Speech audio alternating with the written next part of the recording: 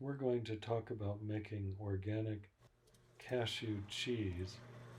First, you soak the cashews for 24 hours in water. You drain and rinse them, and then you grind them. But first, they came in this plastic container, and we soaked them for 24 hours overnight, and then we drained them and rinsed them, and we ground them. This fermented cheese made of cashew we learned on Maui, and we learned it from a registered nurse who's a vegan cook at a special event where she taught us. This food is extremely healthy and very good to eat. You will love it, and it makes you feel good. We add kefir, half a cup, and a half a cup of water, although you can do it with sauerkraut instead of kefir if you'd rather. And you can split your recipe in half and do a quarter cup instead. But we do a half a cup of kefir and a half a cup of water, stir it into the cashew. Basically, it's cashew butter at this point, but it's just ground up cashew. And then, once the kefir and water is thoroughly stirred in, you put it into a glass container to ferment. But before you start the fermenting process, you must make sure that it's all in there and that the sides of the jar are clean.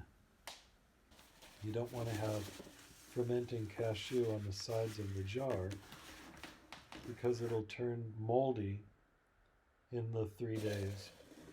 So you clean off the side with a moist paper towel, and you kind of wet the top of the cashews just a tiny bit with the paper towel to press the cashews down just a tiny bit.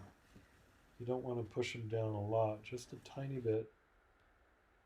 Make sure it's clean and that the cashews are gently evened out on the top. This is because you're going to pour olive oil over the top in order to seal the cashews from any air getting in there. The oil helps seal it. So now the fermentation will take place underneath the olive oil, and you put it in the dark for 3 days.